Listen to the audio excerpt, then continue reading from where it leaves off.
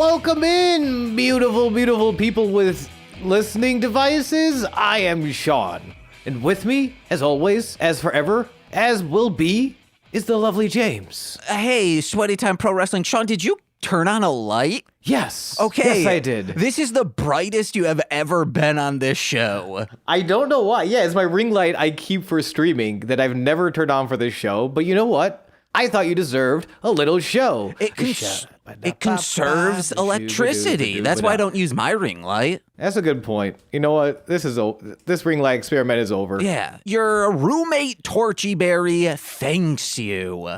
Torchy Berry is not my roommate. Uh-huh. But good wrestling from Lucha Underground, Season 1, Episode 26, the best in the business, that lives with me in my heart. Okay, Sean, we do need to say some things up front. First, you cross the picket line, you cross us. You cannot prove that? Freaking scabs, get out of here, unless it's a scab from wrestling and you're like, oh, I bled a little, and then it crusts over. Did you accuse me of being anti-union just so you could get that scab pun in? No, I'm saying everyone else. Oh, okay, but you did accuse me of being a scab. No, maybe in a past episode. No, like just now. No, I didn't. Didn't you just say, Sean, you scab, you crossed the picket line? No, I'm saying, hey, you cross the picket line, you cross I'm the only us. other person here. No, I'm talking, okay. yes, we are talking to, it's the royal us and it's the royal you. I don't know. Let me get some royal footage right now because, oh, my king has been crowned. Oh my gosh, which king today? The shit I took because that's how much I care about the royals. Oh wait, that actually, I'm like looking through my notes in the episode. I'm like, who won a match today? Who got crowned? Oh yeah, no, that happened today? It happened Good like for yesterday or something. And all right. Yes. Sean, this is big news. I need to. This isn't like, hey, Sean, you want to. It's crazy how last week I'm like, yes, I'm going to find you acting roles. And then the biz is shut down. Immediately. They didn't want it. They knew I could get you parts. That's why. They weren't ready for all this Polish goodness on their television screens or movie screens. Damn. Or like doing an off Broadway version of My Chemical Romance Black Parade. Oh, unless it's the filmed version. We're SAG, baby. That's what we're trying to get you in. Oh, okay. Oh, we're abandoning the theater? Yeah, screw the theater. So I just had to redo my resume so I can apply for that episode of Seinfeld where Kramer is like, I'm pretending to have gonorrhea for medical students. Yeah. A gig like that's opening up, so I'm applying for that, and I'm going over my resume, and it's literally all theater credits. Uh-oh. I mean, that's fine. Don't say, oh, you're my manager. Encourage me. Why? No, I'm saying, uh-oh, you dumb in the head. You also have podcasting credit as well as the background. Why can't you do that? I could do background. The thing with backgrounding, I wouldn't even list it as a credit. I'd list it as because like everyone I've run into is like, hey, if you're still going out for acting gigs, don't list your background credit. It seems kind of thirsty. Yeah, I guess you would just say like experience on set in your skills. That's what I'm thinking. Yeah. But anyway, welcome to Sweaty Time Pro Wrestling. And then where we the big support news. Our unions. Oh, the big news. Okay. I have come to the realization, Sean, that the goddamn hometown that I grew up mostly in, Muskegon. I've talked a lot of trash about it in the past, but I've come around on it. Yes, Oedekerk, I figured out something magical and wondrous about it, and it's been in front of my face all along, at least for the past 2 years or so. It came to light that they started doing dog animal testing for products and whatnot. There's a lot of signs that say, watch Muskegon go. No, watch James. Muskegon kill dogs. The entire town logistically and systematically is a dominator, not just for dogs, but all of mankind. Don't go to Muskegon. It sucks, but is also good because, hey, it's a dominator. In case this is your first episode, James is the inventor of the oft-maligned Dominator. Frequently used, though. Off my line, frequently used. Which, if you could give a brief break, like the briefest of breakdowns of what that is, because I don't like those words coming out of my mouth. Okay. It's a cage that, like our friend, Cage he's not a man, he's a machine. Mm-hmm. It's a dog kennel that slowly closes in on your dog, but it's big enough that it closes in to scare the dog, but it does not crush them. Then we evolved into the Hugginator, where we could team up with a Casper mattress, a Helix, a Purple Sleep, whatever, a Tempur-Pedic even, and then... Yes. It slowly clamps down. There is, like, you need to hook their leg on this little harness to make sure they don't go this way or that way. We don't need to get trapped in the details. Yes. And unfortunately, we didn't even really get... The Hugginator came up, and I feel like you dropped it immediately to just further elaborate the Dominator. It was clear the Hugginator was your way to sort of fly under FDA radar, and your real passion product was the Dominator. Unfortunately, James, you were, as reported and discussed on this podcast, were sued out of your pants. Yes. And the only way I understand you avoided jail time was it was the Cloacan Society of America bailed you out. Mm-hmm. We have no recollection of anyone involved. But you need to stop bringing up the Dom. I don't know how powerful the Cloacan Society of America is. I don't know if they can get you out of this again. Think somewhere between the Illuminati and Juggalos, but not in the sense that Inside Job, the Netflix animated series, presented, just true to life Juggalos and true to life the Illuminati. Okay, so you do have contacts with the Cloacan Society that you do not share with me, because I do not know these people. Well, all I knew was I showed up for a podcast ready to record by myself, and there was James with a cloaca eating grin on his face, avoiding all jail time, avoiding all consequence. And I'm begging you, just please don't go. Don't go to Dominator prison again. I can't do this alone. As your manager, I can try and hustle and get you legitimate roles, but with the Cloacan Society, I can either get you kind of informationals, like demonstrational videos that will show like, hey, this is what the Cloacan Society's all about, or I can just get you in scatological pornography because that's mainly their bread and butter. Sure, and I want to be clear, I am down with all of that. The Cloacaning, which of course is a cult dedicated to cloacas, the part of the bird that poops and eggs. It's not a cult, it's more of a stag club, but we invite all genders and whatnot. It's a party. I have no problem with them. It is the Dominator, which I'm going to ask you this one time up top. For the sake of your legal livelihood, can you let this go? I will let it go because Muskegon's got it covered. Oh my gosh. They're literally killing dogs, guys. Welcome to the Sweaty Time Pro Wrestling podcast, where me and James watch Lucha Underground. We're in the middle of season 1, episode 26, The Best in the Business. Ooh. I enjoyed a lot of this episode. Same. Matches were hot. Yeah. You just want to get right into it? Yeah, baby. Okay, I'm going to burp away from the microphone, though. Bam, bam, bam, bam, bam, bam, bam.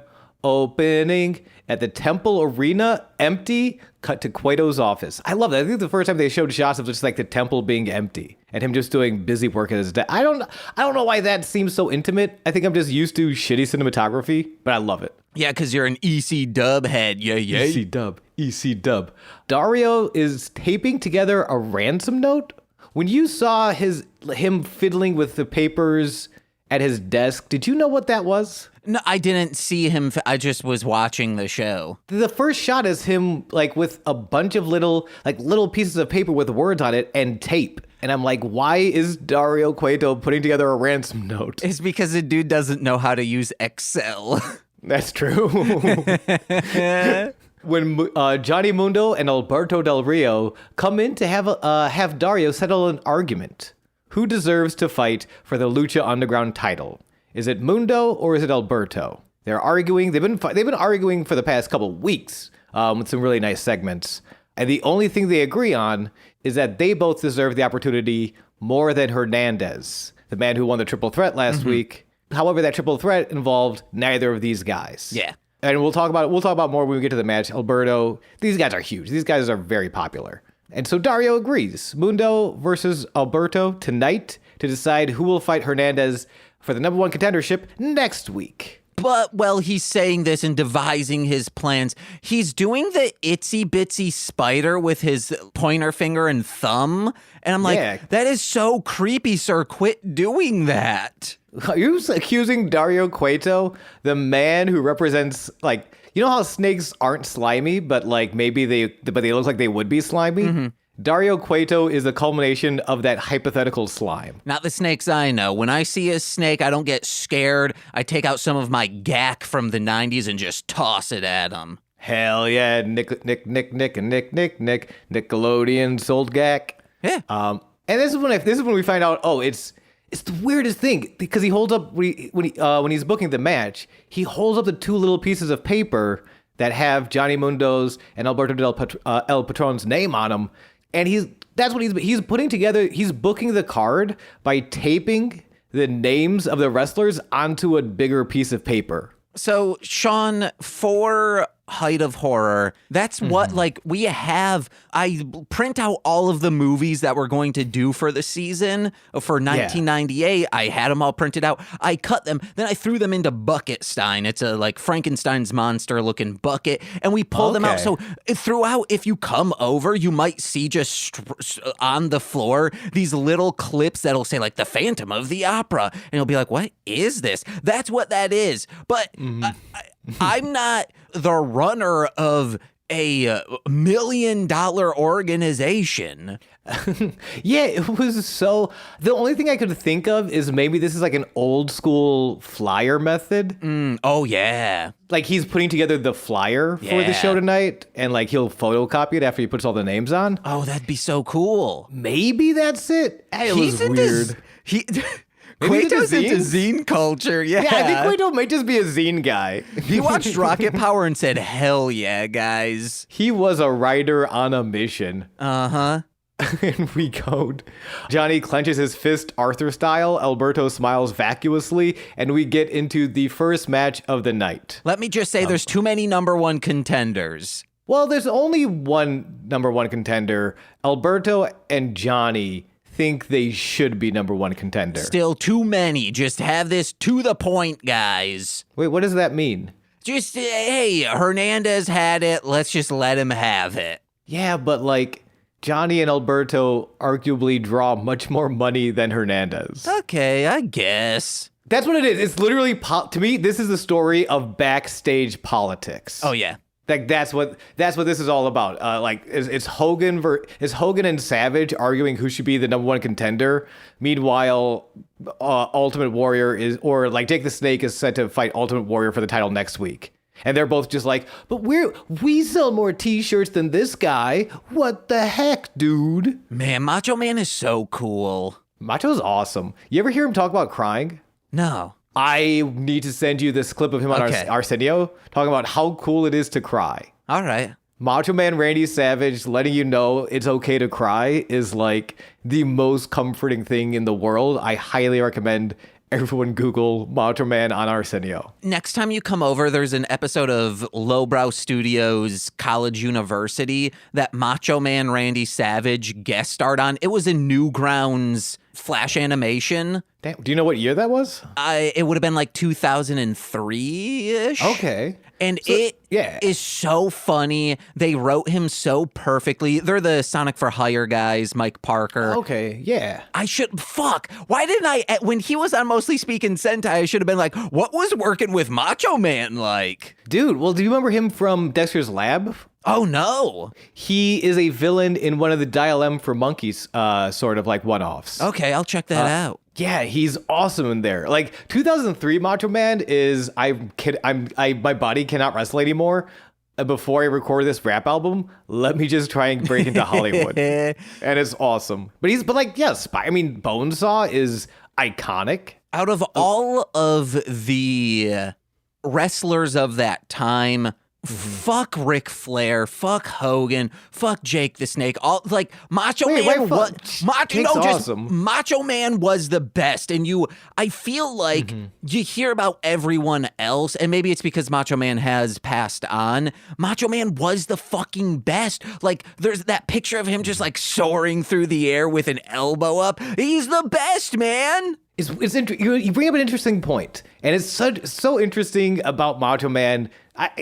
Can I assume you're kind of saying he's underrated? Yeah, and that's so interesting to me because, like, to me, and maybe it's because I'm in too deep, man. I've been undercover as a wrestling fan for years, and I don't know who I am anymore. You're Sean Marciniak. That's not my real name. That's the identity I took to go undercover as a wrestling fan. You're Goose Von Kaiser for real? That's my real name. Yeah. Is Kaisertown your town?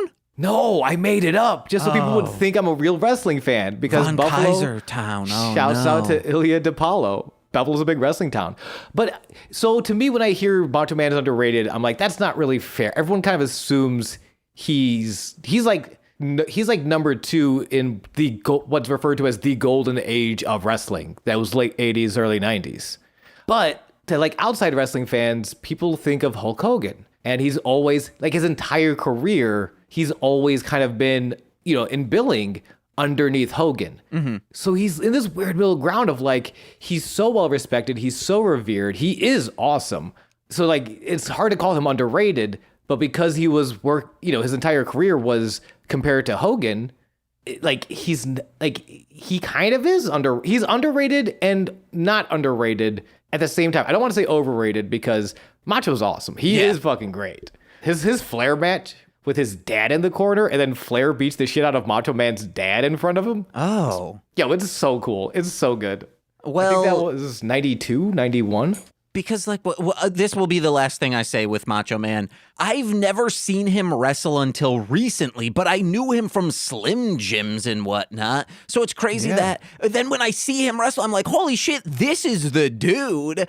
But maybe that's because he had a style that more fits my needs when I watch wrestling. However, Sean, maybe instead of us doing veggie pails or whatever, even though you were like, oh, it works better when James likes the thing and Sean is a newbie to it, Hollywood heel turn is what we should do then. All right, I think I'd rather do Hollywood heel turn anyway. Veggie Tales sucks so hard. But what we should do is a mini series, like a 10-part episode series where we just explore Macho Man. I'm so down for that. Yeah. I am so down to explore the acting career of Macho Man Randy Savage. No, I mean, like we do an episode on where he comes from, then where he started, and then whatever federations he was in leading up to, like, his big roles in wrestling at large. I am so down for exploring the career of Macho Man Randy Savage. That sounds awesome. Yeah. Let's do it, and we'll eat a bunch of Slim Jim. Oh, yeah. I'm very excited for that. I'm also excited for this opening tag match of 2/3 of the trio's champion. It's Angelico and Son of Havoc with Ivelisse versus Cortez Castro and Mr. Cisco with Bale of the Crew. Mm-hmm. We got a double singles match going on right now. It's a tag team match. It's called a tag team match. The Crew, of course, have just been chastised and berated for not taking the titles off of the Odd Throuple before. Mm-hmm. And they're trying to get back into the title picture. They're trying to get back into the hunt. Before the bell even rings, these Son of Havoc chants are so strong. I did not know that coming in.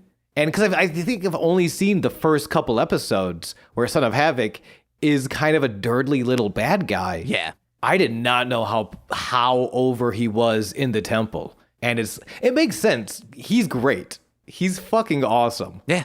But to hear the crowd just like get so behind him is very cool. He's hella cool. And Ivelisse chants when she takes a seat in the front row because her leg is still in a cast. These guys are great. And guys, there is no ice dams occurring on the temple house that is Angelico because he's got them deep cut cum gutters. And Angelico, I believe I described him in my notes as lanky bass god. So because he is. How he fights is like if the controls actually worked accordingly, how the Bouncer should be fighting in Square Enix's The Bouncer.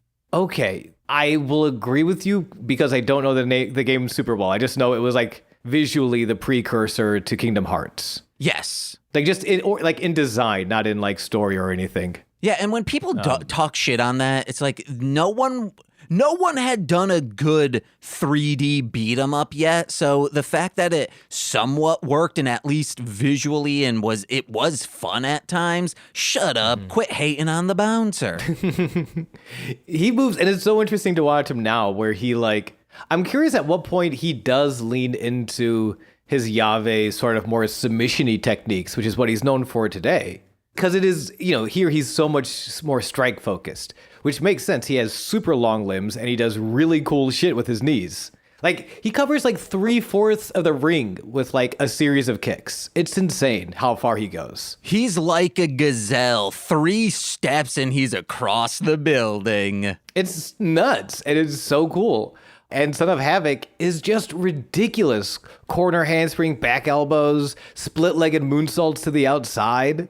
Like, he just flips in so many different and exciting ways. I can't wait for another Aztec warfare for those two to just wreck house. I would love to see them go back at it again, especially now. I mean, I almost want to see, and there is a moment in this match where there is "We Want Son of Havoc" chants while Angelico is taking the heat in the ring. Mm-hmm. So I don't know if they do it or not, but I'm curious if they do sort of flip Angelico heel so he can fight a babyface Son of Havoc. That's so crazy how, like, they made no effort to change his character. They just were like, you are liked, so we're going to just forget everything you've said the first 10 weeks of this show, and you are good now.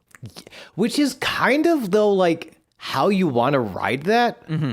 Because they were cheering for you based on like what you did before. Yeah. Like if you change everything about the character, they probably still won't cheer for you. I mean, it's the smartest thing Stone Cold Steve Austin sort of ever did was when after the Bret Hart WrestleMania 13 match, which was the famous double turn. Bret Hart goes from babyface to heel. Stone Cold Steve Austin afterwards went from heel to babyface. And the first thing he does on the Monday Night Raw after that Mania, he comes out and he cuts a promo. He's like, I'm not changing. If you like what I'm doing, that's great. If you don't like what I'm doing, well, fuck you. I'm Stone Cold Steve Austin. This is who I am. Yeah. And it's like, yes, we cheered for you because of what you were doing before. Like, don't wait. Like, one of the cool things about Son of Havoc is that he is a dirty little highway gremlin, and I want to cheer a dirty little highway gremlin. Like that part of the character, please don't take away from me. We love our dirty little highway gremlin. We just wish he could get on the same page as his tag team partner. Yeah. Because that was like both of them were getting in so much offense. They looked great. Clearly, either one would have won a singles match, but they just couldn't agree. I think the first tag happens when Son of Havoc brings Cortez into the corner, and he tells Angelico, go up top, go to the top rope. Angelico's just like, no, I will not do that. And instead just tags himself in. Yeah. And it's a lot of that. It's a lot of them tagging each other in. It's a lot of them arguing. And eventually it's just 2-on-1. If the crew does one thing and one thing well, it's work together. Just like if Mr. Cisco does one thing and one thing well, it's fall out of the ring in the most dangerous way possible. Did you catch that, his fall outside of the ring? Yeah. That was very scary. He's still working. He's down in CMLL now. I hope he's doing well. Because damn, that was scary. We also get, when Son of Havoc is kind of out of commission, he's just getting slapped on the chest in Helico, and it's like they're dicing up some sashimi on Angelico's chest. Vampiro was in peak form today. Vampiro had some good ones today. Like the gazelle thing was something he said. Yeah, before we even get to this match, when they're doing the at the desk introduction, there is such a coy little smile on his face when when Stryker remembers his name. Like Stryker just says his name and he just gets so like reservedly excited. It's adorable. He's a cutie. He's a cutie. What's not a cutie is just the beatdown at the end of the match. where Angelico is in the ring. He misses the crew making a blind tag because they're on the same page. They don't have to make eye contact to make tags. They're just at it. He gets knocked loopy, but escapes just long enough for Son of Havoc to tag in, but he's out. And Son of Havoc comes in hot, but he's only one man, and there are two of them. Crew hit the Psycho Realm for the 1-2-3 at 5 minutes 25 seconds. Boo, and then a bunch of you still suck chants. Absolutely, there is. I do have to make a correction from last week, Sean. Okay. I said Vampiro said, hey, nothing else you can call that. That was a piss slap. Of course they can say bitch on this show because they're constantly calling Ivelisse that. That's true. I forgot that. They do that a lot, don't they? Anyway, I'm still trying to figure out. I don't know. I'm trying to figure out everything commentary says about Ivelisse. She's awesome though. She's yelling the entire time. Mm-hmm. Just go fast. Be better at wrestling. Why are you losing? Stop losing so much. She's great. Hey, when they pin you, get up. Just move your shoulder. Be by the rope when that happens. Before they punch you, move. It's a good plan though. Yeah. Conan wishes Conan's just taking notes behind her. Just move. That's good. That's smart. I like that. Holy shit. I would say the apprentice has become the master, but I didn't train this woman. Am I the issue here? Is Conan problematic? No. Oh, shit. Maybe Vampiro's right. Conan just goes on like a long walk by the beach by himself, silently contemplative of, is Vampiro right? As you see, like, opacity set at 50% images, a video of Vampiro just every time he's shit talked and said, like, yeah, man, Hernandez is great. And it's reverbed and echoey. Yeah, man, Hernandez is great. But one issue. That Conan. It's just every single time it would be a 15-minute long segment. It could be the entire episode. Yeah. And it would be the best episode of 80 television ever. Mm-hmm. And then you see like his performance on that soap opera Conan was on, and he goes, of course, maybe Vampiro should have been that. Maybe I should have been in Vampiro Warrior of Night. Conan Warrior of Night. Oh, Conan Piro. I should have betrayed Sting in WCW late 90s. Maybe I should have been hanging out with Insane Clown Posse. Oh man, you know where I wish the Insane Clown Posse were? What? In Dario Cueto's office. Unfortunately, they are not, because they do not appear in this series. Boo. Dario is in Dario Cueto's office, though, and he's swirling a glass of brown liquor, and it has to admit to someone that they have real huevos for coming back to the temple after being called out by Tejano. Yes? That wasn't brown liquor, it was just very thin gravy. Okay, so he's got a... So he's swirling around a cup of very thin brown gravy. Yes. And is complimenting someone for coming back to the temple after being called out by Tejano. We turn the camera around to a gold lame suited fucking Daivari. Ooh. Who does not look up from his phone. He throws up the 1 second finger to Dario and is just... He doesn't look at Dario at all. It's fucking great. And I love how petty and childish Dario is. He hates someone who is higher status than him. Yes, and apparently Daivari is very higher status than him because he's also kissing his ass. Mm-hmm. He's giving them, we know who you are. You come from a well-known, wealthy real estate family who own a lot of real estate in Los Angeles, and you are stronger than me, Daddy. Please take care of me. I'm just a cute little Dario Cueto. Is it a subtext? That's subtext. Who's this guy again? What's his name? This guy's name is Daivari. Is his real name Daivari Hubbard? Now, it is not, but why do you say this? Because Scientology is known for the real estate they own in Los Angeles. Is he part of the Scientology fame? Now this could be either a really good joke or you might be blowing my mind because I do have to Google Daivari Scientology. No. This is a joke, I hope. Okay. Unless I've stumbled upon That's what something. I need to make sure. But I don't think so. I don't see anything. What if we do Daivari, Tommy Wiseau? Maybe they're related. I don't think so. Because people speculate he owns a lot of real estate. I don't see. No, I don't see anything. All we know is that Daivari owns a lot of real estate, and he may or may not be a Scientologist or a Wiseau. Yeah. We do know, though, that he still is not looking up. He's giving the go on, like with his hands, just kind of like wrap it up sort of thing. Daivari Wiseau, I like the ring of that. And so he goes, and so he asks, why risk your body here? And Daivari puts his phone away for the first time and looks up and just, you like to watch violence? I like to inflict it. Ooh! I'm so fucking stoked. His first match is next, is against Tejano. Daivari takes his drink walking as he leaves the office. Again, gold lame suited out of his ass. James, I don't think you're familiar with Daivari in WWE or TNA. So Daivari was hired in WWE to work. He was the manager of Muhammad Hassan.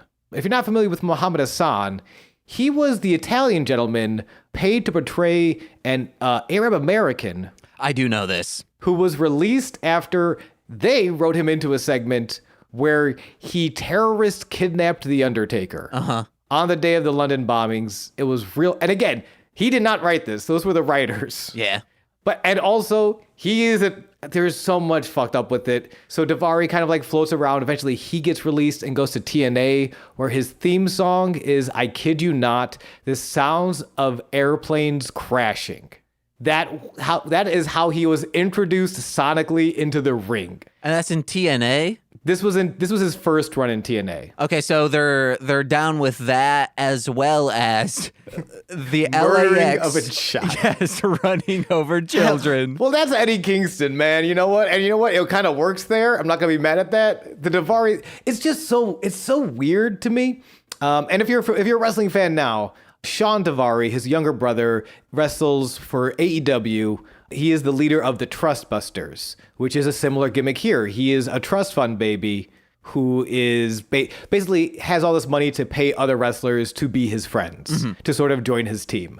And it's the same idea. He's entitled. Daivari wants violence, as opposed to a lot of these other guys who need to do this, who need to fight to survive. Yeah, because as Stryker points out, it's hard to get rich hocking shirts and breaking bodies. Yeah. And that's such a cool dynamic. He's now different. His motivations are separate from the other wrestlers. It defines him. And because his character is now defined and clear, it can accentuate the other guys he wrestles, especially the baby faces. Because he's kind of clearly he is a Nepo baby. He's the worst kind of Nepo baby. And he's so good here. I'm so excited to see more of him. I don't know how longer he stays. And he did totally fine. He's back in the WWE. He actually appeared briefly. He's an agent for the WWE, sort of like a producer role pretty much. Yeah. He took a lot. He worked all over, like all the major indies. He is a very respected and well-paid name in professional wrestling. He did good for himself. Also, I would like to say, it's currently hard to make a living hocking shirts and, breaking bodies. If you unionize successfully, it's the people in power that's making it hard, not the business. Very, very true. Because, hey, I'm going to go hawk some T-shirts at a convention. Oh, I need to pay WWE some of this money. Okay, all right. There is an amazing... Are you familiar with Effie, the professional wrestler? You've discussed them, yeah. There is an amazing interview, Effie with Lita. Yeah, Lita, who retired. This was maybe a year or two ago. I believe this was part of Renee Paquette's oral sessions. She had Lita kind of filling in for her to do an interview with Effie. And there is such a beautiful moment where Lita specifically is praising Effie for hawking shirts and, selling autographs. And because Effie isn't signed to a major promotion, has never worked for a TNA or an AEW or a WWE. And because of that, it lets him keep his act his own. He gets to do what he wants, and he makes a living off of it. And it's like, yes, when there's no, just to prove your point, when there's no shitty, terrible people in power, being people in power. You can do it, but fuck the conglomerates, man. I don't know. Just shouts out to Effie. As a musician, people will always make the joke, oh, you got 1 million Spotify streams. What was that, $2? 1 million Spotify streams would change my fucking life because I am the sole owner of all of that music. So I get all of that. But when there's labels and managers and agents involved, that's what I'm trying to do to you, Sean. That's when things start, especially the labels. The labels signed deals with these streamers to make it lucrative for them, not the artists. So that part's fucked up. But if you want to hear good wrestling business talk, and especially like being an indie person and how to make a living on that, Colt Cabana on Never Not Funny touches on it. It was a fantastic episode. I highly recommend you check it out. Colt Cabana, Never Not Funny. And Colt Cabana's, in so many ways, is kind of regarded as the first person to really be considered very successful on the indies. There's like a lot of, even the guys who started AEW sort of credit Colt Cabana to pave the way to be an independent t-shirt seller as a professional wrestler. Yeah. Also, I would also recommend the Effie, it is Weekends at Effie's, because he's doing it currently on an independent level very successfully. Both of those we're giving you so much good, beautiful homework, gang. You're going to love it. And I just want to bring all that up just to say how much to backtrack, because I didn't want to lose this. The reason I brought up the old Daivari stuff, and the stuff I grew up seeing Daivari in WWE and TNA, is that this version of Daivari is so much better. Yeah. He is so good. And it's something we kind of suspected for a long time. We didn't know we couldn't confirm because we only saw WWE in our house and TNA, but that like this guy can do so much more than they gave him. Yeah. And it's, oh my gosh. We'll get to his match in a second. Yeah, well, acting-wise, he's doing a lot of great stuff, but match-wise here, wowzers, why was this even here? We'll get to it in a second. We gotta go to the locker room first, though, because we have Head Down Hernandez in the locker room, who gets interrupted with a horror music sting by Puma with Conan. And Conan's like, relax. Conan doesn't think it was cool the way Hernandez interfered with Puma's match last week. Hey, you better not think. Yeah. Who are you, the UCB for? All right. They go back at it. Conan's asserting that he saved it because last week, of course, Hernandez got involved in that Drago match. Went to charge at somebody, we weren't sure who, but ended up taking out Drago behind the referee's back. And Hernandez asserts he saved his title. While Conan counters, he was trying to cost him his title. We don't know. All Conan thinks, you better not think. As when Hernandez states plainly, he wants to take the title belt off of Prince Puma. No ifs, ands, or buts about it. I want Puma's belt, and I want to beat Puma for that belt. How you doing, Prince Puma? Good to see you. You forgot after he says, like, hey, you better not think, they start doing zip, zap, zap. Okay. Was that worth it? Yeah. Good. Conan is just trying to keep the peace in the middle of this, because it's zip, zap, zap, but it's very competitive. Yeah, they're trying to find a game, and they eventually find it in the way of Hernandez being a bad man. If you've ever seen like an improvised team with two people who used to be in a relationship but are no longer in a relationship and are very resentful of each other, that's the energy Puma and Hernandez are zip, zap, zopping with each other. And Conan is just like, please, I want to make this team work. We have the Double Close Marathon in a month. Oh, no. I just need to get us on the same page. Oh, jeez. The DCM, no. But Dario fucking loves this shit. He is lurking, he comes in, and he is here for this aggressive zip-zap zopping. He's also here, though, to tell Hernandez that number one contendershipness is still up for grabs because Mundo and Alberto want it, and they sell a lot of t-shirts, and I love them. So the number one contender will be decided next week when Hernandez takes on the winner of Mundo Alberto tonight. And Conan's like, Dario, you need to quit day drinking. And then Dario says, oh, don't worry, it's thinned gravy. It's just thinned gravy.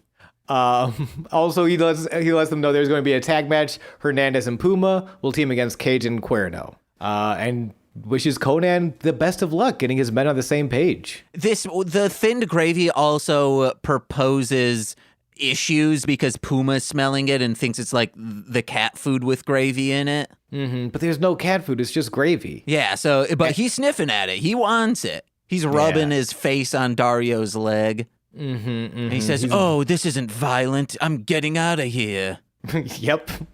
And we got to get out of here because we have Daivari versus Tejano. And the way they open up on Daivari is so fucking sweet.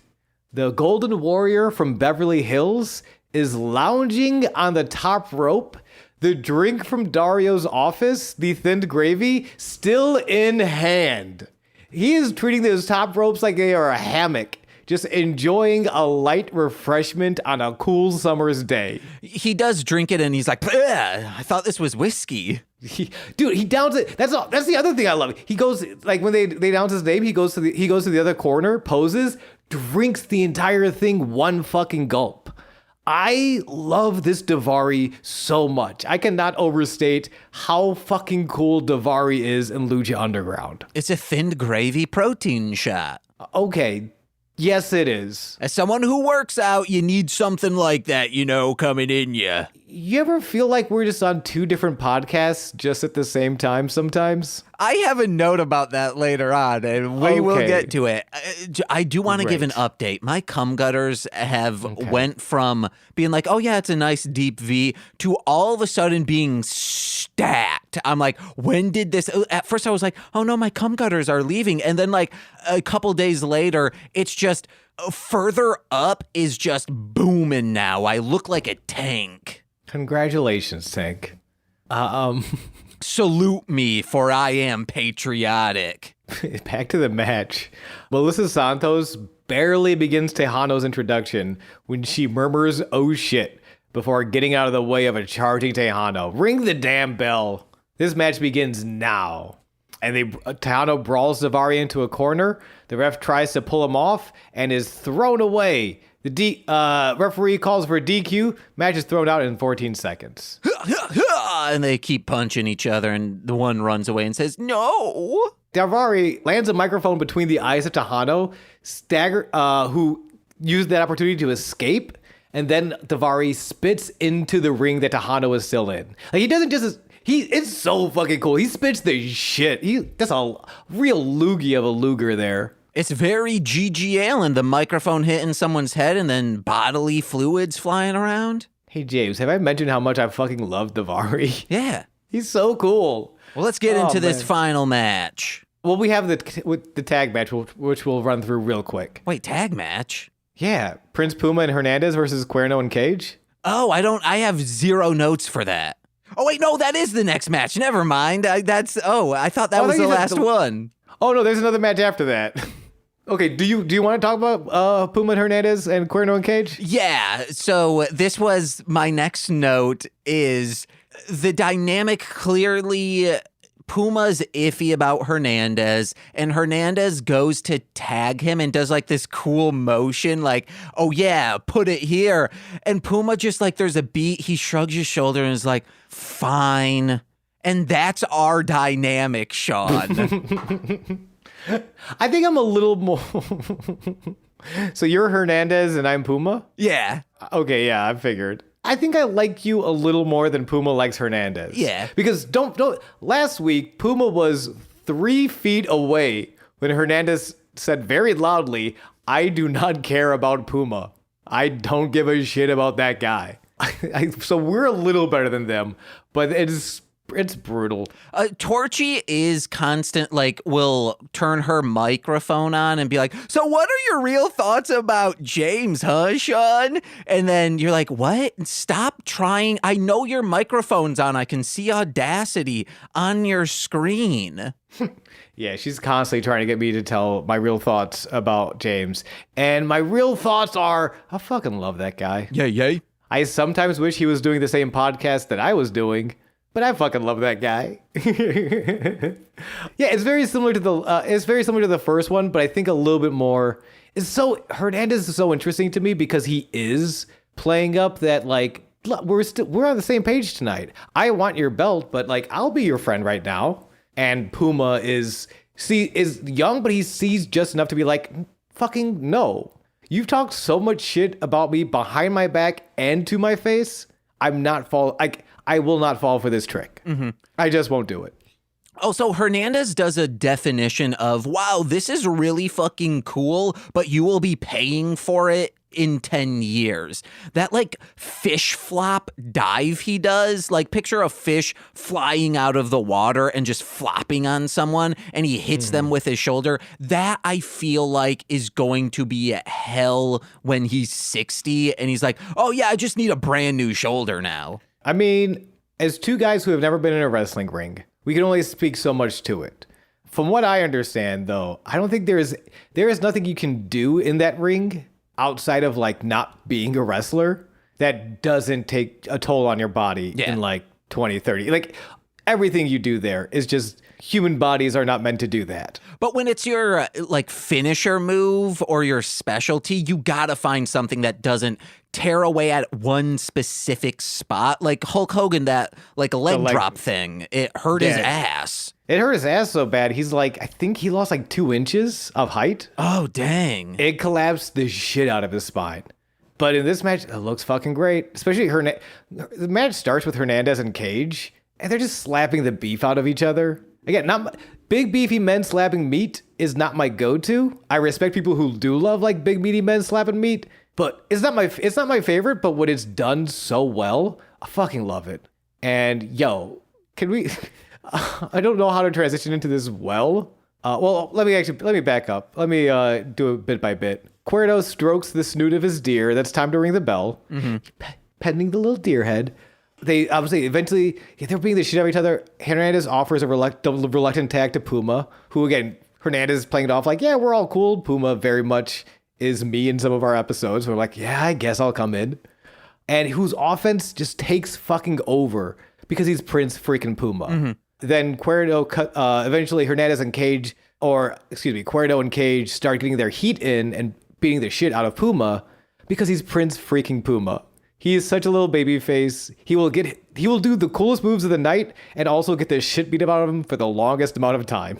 The final cutoff is like Cuerno dropkick the knees out of Puma, and Cage, big giant cage of a cage, hits a 6-1 fucking 9. Oh, it's so fucking cool. And a good one. Like a really good 619. Like it's snappy. Yeah, it's because there's one thing where it's like, oh, a big guy like that doing a 619 is just cool that he's that size and can do something like that. No, regardless, it's a beautiful 619 that happens to come out of a giant fucking body. Mm-hmm. And the move he follows it up with is a goddamn jackhammer. Like a big stalling Goldberg jackhammer. It was nice. Dude's great. Dude was so cool. I just love those two moves come back to back. I think it's just the most like, well, what is Cage like?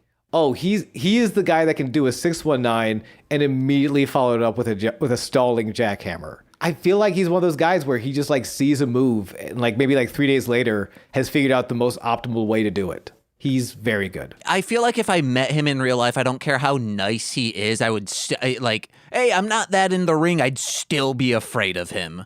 Oh yeah, he's huge. And he's huge and very good. Like there are guys like Lex Luger. And I love Lex Luger, but Lex Luger back in the day was just a giant dude who didn't move. He never really moved super well. Like he can only do a handful of things. Ultimate Warrior is like one of those guys. Hulk Hogan's kind of one of those guys. Brian Cage is not one of those guys. He's huge, but he can do so fucking much. I love Sex Sugar. Okay. And Tex Cougar. Okay. Do you got one more? Put them together, they're Sex Cougar. All right, then. We got to get you with a cougar, okay? We got to get into this match. Eventually, they do fight back, though. Puma fights the two guys off, gets the hot tag to Hernandez, who just fucking does it. Hernandez just does it. He press throws Cuerno onto Cage on the outside, then dives on both from the outside, like does a running dive to the outside as a child screams, "Up, up, and away!" Oh, for real? Yeah, for real. Okay. It was so sweet. And then Hernandez hops up to the apron. He just starts strutting for no reason, and immediately gets in the way of Puma, who's trying to set up his own dive. Like they're winning, but they are not on the same. They are not remotely on the same page. Mm-hmm. This all kind of culminates when they're everyone's on the outside again. Cuerno is lining up his arrow from the depths of hell onto Hernandez, who, with the last minute, pulls Puma in the way to take the move instead. Yeah, it was violent. It was very violent. Cage, and all the while, Cage is distracting Conan, so he doesn't get to see any of that. And all the while, Dario's doing itsy spitsy spider on his penis because he's like, this is violent, guys. I love this shit. Hernandez goes to help Puma back up, who pushes him away, understandably. So Hernandez boots Puma in the face and power bombs him onto the ring apron. Finally, Conan sees this. He's like, "Hey, don't do that to your tag partner. What are you doing?" Shaking his cane at him. Hernandez bails, leaves Puma to eat Cage's Weapon X. Cage and Cuerno win at 7 minutes, 25 seconds. At this moment, I said, wow, they are really setting it up. It will be Hernandez versus Puma for the title. And then one of my last notes is scratching that off and being like, God damn it, I know who's going to end up being the new champion. I mean, maybe. I don't. We'll get to it. I honestly don't know, so I couldn't tell you. Yeah, we'll see. We cut to the one candle room of Black Lotus. She is packing a bag when she is stopped by El Dragon Azteca, who won't let her suffer the same fate of her parents, the dead ones. Yeah, your parents were defenseless, but you will not ever be if you stay. I know I said that quote incorrectly at the end, but you get what I'm saying. It's pretty cool. It's a very nice kung fu movie moment where he again tells her, "Hey, if you can take me down, you can leave." Mm-hmm. And so she starts trying to take him down, but he's just single-handedly blocking all the strikes before he brings in the second hand to hold the fist down and tell her to stop. Well, also, you're not ready. He also sticks out his tongue, and Tungy goes, "Yeah." Mm-hmm. Yeah. They don't actually, because I was Googling it. Apparently, it's a super well kept secret. Nobody knows who El Dragon Azteca is. He's not like a luchador. He's not like a wrestler. He is an actor, or was a wrestler who is now like performing the role of El Dragon Azteca, but they do not list his credits. That's fascinating to me. Of just that world of Hollywood and wrestling coming together, and nobody knows who the fuck this guy is. Do you think it's Steve Oedekerk because of the Tungy connection? Is kind of where I'm going. I think it's Steve Oedekerk. Okay, Steve Oedekerk. Okay. Yes. Not Odenkirk. Okay, I think Steve Oedekerk is a secret Odenkirk, though. Oh, okay, all right. Yeah. He says, "Oh, I'll write Bruce Almighty, and you're gonna love it, you bitch." He wrote Bruce Almighty? That movie's great. Yeah, his movies collectively have made $1 billion in the box office. That dude's popular as hell. That's ridiculous. Who is not popular is a dejected Black Lotus who has to unpack. Who do you think I was going to say? Oh, I thought you meant like he actually is not popular. People know his content, but he's not a household name. That's kind of the best, though. Where it's like I can still like walk around and do my thing and like live super well, and I'm like creatively fulfilled. I'm living well off of doing the thing I do creatively. Mm-hmm. I don't know. A dejected Black Lotus unpacks her bag before putting out the candle with a hand swipe. I will say on this, I had to take off my blue blockers and all of that because I thought this man was in a bathrobe at first. I was like, he can't be in a bathrobe right now. Why not? He is not. It would have just been weird. And they need to have this start paying off. It's going on a little too long now. Yes and no. I don't know. If there wasn't a whole bunch of other shit I'm more invested in, I would say so. But like, because I think it needs to pay off with the crew first before we bring Black Lotus in. Yeah. I don't think we need to see her every week. I think we could take a couple weeks off from like a Black Lotus segment because I think before Black Lotus comes back, I want to see this guy murder the crew. I want to see the crew fail to get back their trios titles, and then Dario's brother, who murdered Black Lotus's entire village, that's what I mean. I think we set her up as like almost a Z storyline, like not quite a Deus Ex Machina because we introduced her already, but she doesn't come in till the 0 hour. I think that's I think so. I'm kind of on the opposite, where it's like, no, we save her for the end game. Okay.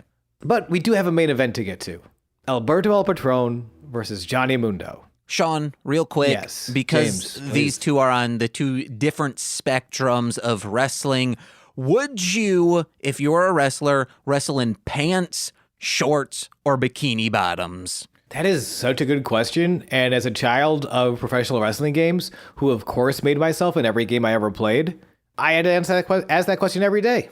I always went, in my youth, mind you, always went with the long pants. Because I don't wear shorts often. Like I would always wear the jeans. So it's like, I'll probably wrestle in long pants. I always liked the boot that connects to the knee pad. Okay. So it looks like just like one long line. I don't know if that's what I would still do though. Because I feel like that's very hot and sweaty. Yeah. And there's a lot of real good calves to see out there. So I don't know. Have you thought about this, what you're going to wear around your leggies? Yes. So pants, it's a specific, not hot, but sweat would just clamp it to me, and I don't like that at all.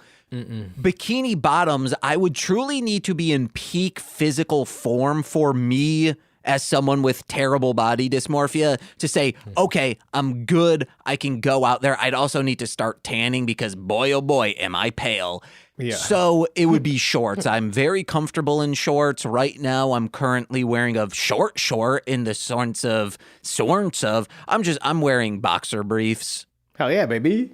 I was gonna ask like how short are the shorts? But you going shorts on? I like a good short in wrestling. I don't think we see it enough. I like to the knee. Okay, like this. Yeah, okay. So the Valet Tudo shorts, I think those are. So let's talk about this match real quick. First thing I want to say, I think Johnny Mundo might be a top 5 all-time favorite wrestler for me right now. Hell yeah. Like, I'm so glad we did this, and I'm finally like digging into his Lucha Underground stuff. Every time I watch this dude, he is amazing. And I have so much fun watching his matches, watching the stories unfold, but, with the promos and with the matches, and like why he's wrestling, why he's doing everything at this time. It's so clear, but also nuanced. I did not know Johnny Mundo was one of my top 5 all-time favorite wrestlers. I think he might be, though. He's so fucking good. When I started watching wrestling on WWE, I'd see him and say, wow, that dude's so fucking good. He's amazing. So we've talked and checked in with you before. I told you I'm very torn about this episode because we know things about Alberto El Patron today that we did not know in 2015. I had to go back and double check. We talked about it and a lot of his allegations, so I'm not gonna get into it. Just that he doesn't seem to be a very good person. Yeah. But in 2015, we didn't know any of that. And I remember kind of being a lapsed fan and hearing a lot about Alberto and hearing people, in 2010, with the CM Punks, how excited people were for this. Hey, there's finally some good things happening on WWE. CM Punk, Alberto Del Rio. And it's exciting. And people were really jazzed. And apparently the first time he was released for WWE, he got involved in an altercation, allegedly over some racist shit. Someone said some racist shit to him, and he popped him in the face. I think that's why he got released. So, like, being the guy to sort of, like, push a very old company, WWE 2010 had some problems. To be one of the guys who were pushing that forward and to then get released in such a kind of a bullshit way. Yeah. He's such a folk hero at this point. Like, he didn't do the WWE return yet, which didn't go so great. He didn't do the no-showing ROH. He does a lot of no-shows to TNA. Like, it's so weird watching him in this match at this time, having literally the entire world is behind this guy. Like, we all know WWE is kind of bullshit. We all know fucking Vince McMahon does not know how to write a wrestling show anymore.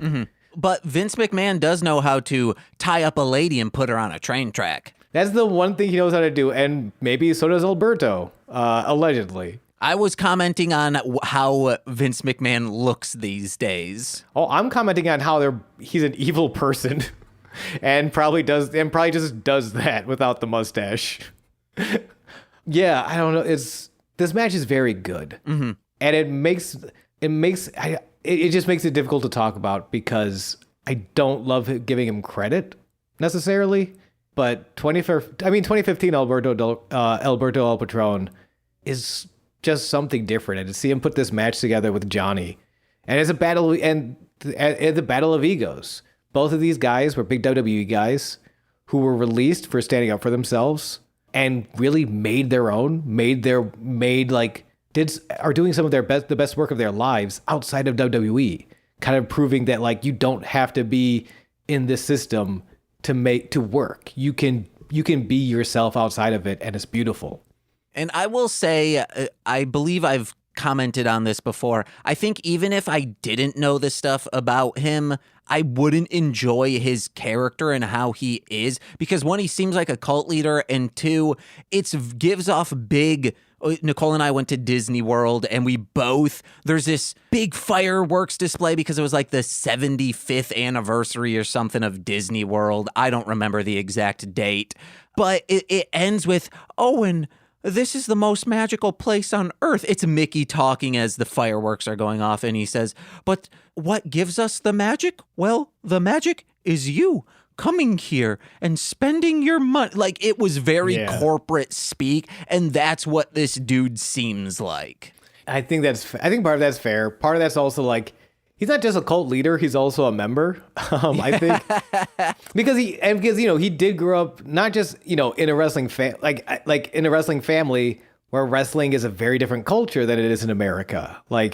He's the most Nepo baby of Nepo babies when it comes to pro wrestling. He does come from a long line of professional wrestlers. He was trained by his father and his uncle, who were like certified names in Mexico. So I think it's definitely a cult. Like, wrestling is most fandoms are cults, wrestling's especially so. And I think he's just like, I'm not just the president, I'm also a member. Mm-hmm. But he puts together a beautiful match here. Like, they open up, and there is, it's Alberto's fundamentals versus Johnny's speed and creativity. Like that, like Alberto has such strong fundamentals, but Johnny will hit you out of nowhere. And they eventually, Alberto kind of gets the first, sort of knockdown, and he lets him get up. It's very honorable. But by the second one, Alberto is pulling hair. He's doing these choke holds as opposed to like wrestling holds. He's just straight choking him. He's making it. He's turning it into a dirty fight, which it's a good way to win, I guess, though. Yeah, and as Vampiro says, regardless of your personality, you can start fighting dirty and Vampiro will like you. Yeah, it does not matter as long as you fight dirty. Johnny does. Meanwhile, on the other hand, Johnny cartwheels into a standing key lock, like a standing arm lock. He fucking does a cartwheel to apply a hammerlock. And then he gets him down and he's doing more wrestling holds. He's, interlocking the body. He never really fights dirty. As far as I've seen his time in Lucha Underground so far, he never really has to resort to fighting dirty because he has so many weird fucking great moves. I thought you were going to say when you said, and on the other hand, because I was mentioning what Vampiro was saying this entire match, which was, hey man, don't like the dude, but he's fighting dirty, so I love him in the ring. On the other hand, Matt Stryker just wants to talk about a movie he just saw, which was Marvel's Captain America Civil War. Because he likens these two to Iron Man and Captain America. Which, sure. You could really say that about... I get what he's going for, that these two are probably the biggest draws right now. They're huge, the biggest stars in the company. The most Googled names, I guess. You could literally say that about anything, though. Say these guys, it's the Beatles and the Rolling Stones in the ring right now. Sean, I have no problem with the analogy. It's the fact that he says, hey guys, I just saw the movie and I want to talk about it. That's my problem too, where it's you could have said anything. You didn't need to also plug Marvel. I think they're doing fine. Matt Stryker, I don't think they're not going to pay you. I'm sorry. You work for Lucha Underground. Apparently no one is paying you. Yeah, unfortunately. Yeah. So at this point, I'm like, Johnny should have been fighting a little bit dirty because Patron is wearing his own merchandise. He's wearing a t-shirt. Start hockey punching him. He does this. He did the same thing in the Tejano fight too. Alberto wears his own t-shirt for a long time in every match he's in. Pull it up over his head and start just punching him in the kidneys. Yeah, more punches in the kidneys. And then Vampiro will love you. And if you're not wrestling for Vampiro's love, then what the fuck are you doing Come here? on, guys. Vampiro. Those two mannequin ladies, they were loving him, so why not you? Gross. No one It's knows such a what specific we're reference. referencing. It's such a specific reference to a movie that I think has been wiped from the collection. If we come back next year and that Vampiro movie is like a Mandela effect and it never actually existed, we just thought it existed, I would not be surprised. I would not be surprised if that entire memory gets wiped from the collective conscious. So, best case scenario in the worst case scenario, which is, hey guys, I need more people joining that patreon.com/MLM pod, or hey, you need music edited, podcast, whatever. If I end up needing a job, my hopes, best case scenario is that I get a job at a movie theater and I can start putting on midnight movies. And I just be like, hey, can we show this Vampiro movie? And then Vampiro, because he comes to every screening, of course. And that's how you meet Vampiro and you finally get to join his flock. Yes. That's Raven. That's a different guy. Anyway. Oh, I thought you like, hey, you're Juggalotus with me now. Actually, no, yeah, he's Dark Carnival was the WCW. Yeah, he would invite you to the Dark Carnival. Yes. That's how it happens. When Johnny has that lock, aforementioned, Alberto fights back with headbutts. Again, very dirty. Eventually, Alberto launches a running Johnny over the top rope, who misses the apron and crushes the wooden ring stairs. I was so scared when I heard that. Mm-hmm. It was like, because you see him kind of overshoot and just hear the loudest sound. And I was like, God, please don't kill Johnny. I love him. Eventually but no, I think it was a planned spot because Alberto immediately follows up with a huge suicida and knocks both men down on the outside. And it's kind of the perfect transition into act 2, mm-hmm. where like, there's no more feeling out. It's Alberto, there's no more, maybe I'm a nice guy, maybe we're just exchanging holds. They roll back, they just beat the 10 count. Huge, holy shit, this is awesome chance. This is a very hot match. And it's so early in, I'm immediately like, this is a war. This is one of the best matches I've seen in a long time. Of this year, certainly. This is kind of like a match of the year. This is a very good match. Alberto, clothesline, backbreaker. Johnny blocks a German suplex, corkscrew crossbodies to the outside. They are looking for their bombs. They are looking for their big moves. He eventually throws Alberto into the apron, throws him into the barricade. Johnny, after just beating the shit out of Alberto on the outside for a second, throws him back in, shoots for the fin de mundo, but Alberto cuts him off the top rope. Reverse suplex, which is a ridiculous move to do from the top rope, only scores a 2. Alberto finally takes the t-shirt off. No! That's how you know this fight is serious. He's looking for the armbar, the cross armbar, the maneuver that does damage to the arm and makes Johnny tap out. But Johnny escapes sunset flips. Oh no, yeah, Johnny escapes the armbar, dodges a kick from Alberto, running knee, hits a fin de mundo. 1, 2. Alberto grabs the bottom rope. No! I think it's the first time we've seen the fin de mundo not end a match. If he lands this move so far in Lucha Underground, the match has been over. This is the first time we see the match not be over, I think. If I'm wrong, email James and tell him so.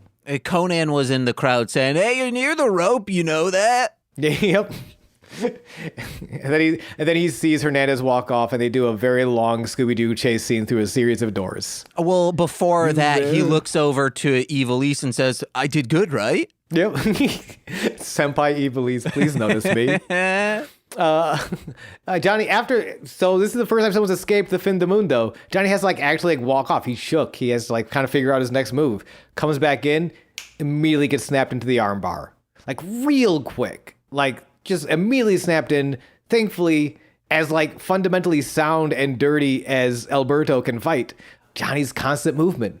Johnny's a shark, baby. He's always moving. Eventually finds his way to the rope. Alberto can't believe it. Both of these men's trademark finishers, the maneuvers that make them go home, has not sent them home. They got more match to wrestle. Alberto puts Johnny into a tree of woe, hanging upside down in the corner. Looks for a running spear. Johnny sits up. Alberto finds only ring post. Double stomp scores Johnny and only another 2. Johnny goes to lift Alberto. Arm breaker counter.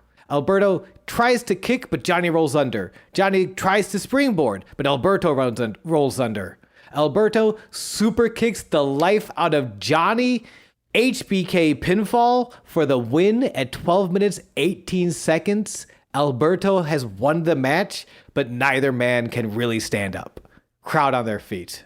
He won the match, and at this point I said, boo, he's the new champion. I mean, but he's also the AAA champion, which I guess would make sense, but like, I'm curious how they run that. I think they're setting him up to be the champion. I mean, probably. You hear the reactions. We don't like him. James doesn't have to like him. Screw him! Mill's back! Okay, well, hold on, bud. Mill's here, baby! I'm in the middle of a point. Oh, okay, what was the point? Jesus fucking Christ. I thought we were going to go into more like, hey, Patron, who is he really? Wait, what do you mean by that? Like, oh, is he a bad man? Who is he really? I thought we were going to screw that Mill's back. All right, well, Mil Muertes is back. Do you want to walk us through this last segment then? Katrina says, ooh, 1 million deaths is awaiting you. Come back. Okay, so somewhere else, there is an out-of-focus candle and a figure behind it. A black closed casket, prepared for a viewing in front of a red cloth flanked by red candles. A woman's voice. Death is defined as the permanent end of something. But for you, death is the beginning of a new life. We begin to see this woman, a black laced veil over her face, but pulls a familiar stone out of the casket. The time for sleep is over, Pascual Mendoza. 1,000 deaths is coming for them, and now there is nothing dead or alive beach volleyball that can stop you. Rise again as Mil Muertes. Yeah, if you want to be artsy about it. They're very artsy about it. No, you were very artsy about it. I explained what happened, and then you were all artsy about it. To be fair, because they were very artsy about it. No, it was, hey, let me kiss this rock once more and then lick your face. Wait, are you... Okay, none of that happened. And then Mil says, what? This is the arts... This is not an episode of fucking Home Improvement. Not everything is Home Improvement. Logistically, everything cannot... Statistically and logistically, everything cannot be Home Improvement. It's a very artsy shot. And really do take their time with this, which is awesome. That's why Mil's great. Real quick about licking faces. Sure. When I was a child, we went to Florida and we were at a Pizza Hut and they were taking a little time. There was some delays in the kitchen and our waiter, I think his name was like, he said like, hey guys, my name is Razorblade, something like that, like very intense. This was mid 90s, late 90s, so you got to be a little extreme. Very bombastic. We loved him. And he comes back and he's like, hey, actually, thinking about it, he might have been on cocaine. Sure. A man named Razorblade on cocaine. I refuse to believe this thing. He came up and he's like, hey, you want to know what last time? The pizza's going to be out within 10 minutes. If it's not, hey, I'll lick your face. And we were like, okay. No. Okay. Yeah. How old were you? He was saying it to like our entire family. So okay. I don't know. I was the youngest at maybe 7 years old. Mm-hmm. But it was like a whole family thing. That's still weird. That's even weirder to a whole family. Hey, it was a recurring bit in our household for years. All right. So we appreciate him. So every time you see Katerina lick this rock, you just think of Razorblade and his pizza. I gotta I'll follow up with my sister and my mom to figure out what this man's alleged name really was. Please do. And just think, yeah, I think that's a thing to me that makes Mil work as much as it does, is that it is very artsy. And artsy, and I don't want to say just artsy because that's sort of a cop-out, you know? You know what I'm talking about? Where it's like flowery writing. That's what I should have said. It's very flowery writing, but it's also specifically, I think it's just it's shrouded in mysticism and mystique. You know, like it's supernatural in the most, supernatural or preternatural. I forget the difference. But where it's not just that it's something unbelievable, is that it's something that is above the natural world, right? I think what you're thinking is big naturals. All right, James, you want to go to the fucking plugs? Yay. What you got, Sean? Twitch.tv/GooseVonKaiser. Watch me fucking do shit and have a good time doing it. Ooh, hey guys, listen to my other podcasts like Mostly Speaking Sentai, Formulaic, The Height of Horror, Hit It and Crit It, and Sweet Child of Time, wherever podcasts are found, or head over to mlmpod.com to find out more information about it. Listen to my music under Marsh, Land, Monster, wherever music is found. Got new stuff, collaborations with many people in the works. Ooh, yeah. And finally, please head over to patreon.com/MLMpod, where for $5 a month, you get exclusive content every single Friday. But if you want all of that and monthly bonus stuff, like Sean, Nicole, and I talking about that Vampiro movie, we discuss it in detail over there, you'll want to bump up to the $10 tier. Ooh, and you get your names read on every single free feed podcast. So let's begin with those, starting with Steve F. You better not even think. Eric Berry of Ranger Command Power Hour. You better not even think. Alex Z, the Waz. You better not even think. Orion, he's a producer now. Defo, D-F-O. You hyphen better hyphen not even hyphen thief hyphen think hyphen hyphen think. Jordan B, the Chaos Witch. Chaotically, you better not even think. My Bickle brother in common law, Joshua Jacus. You better not even think. Steve Barnes of Sweet Child of Time. Sweet child of you better not even think. The womb in which I emerged, my mummy. Mummies can always think. Shouts out to mummies who think. Lil Corey's BFF and roommate, Shane. You better not even... I came in too hot. I'm sorry. Oh, that's fine. That fed. Better not even think. Twitch.tv/Core-Winning. It's Corwin. Better not even think. And oh my God, from the aforementioned Formulaic and from the ROM Complex, patreon.com/the ROM Complex, but also twitch.tv/R2Shelby2. It's R2Shelby2. You better not even think unless you're thinking about putting me on an episode of Formulaic. Seriously, I'm such a fun guest. You can ask James. I'm a good time. I watch things. I make things too artistic. I derail the conversation. You can be on Formulaic. You've been on Formulaic many times, but do you want to be like... on ROM Complex. Oh, you said Formulaic.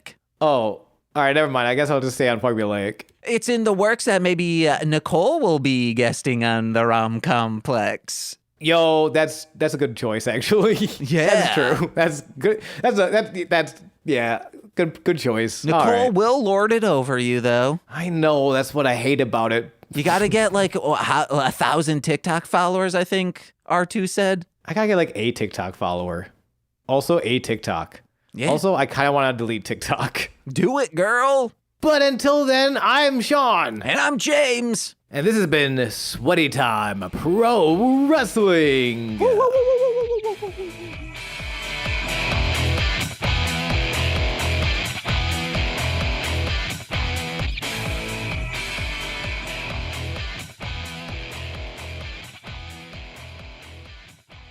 Oh,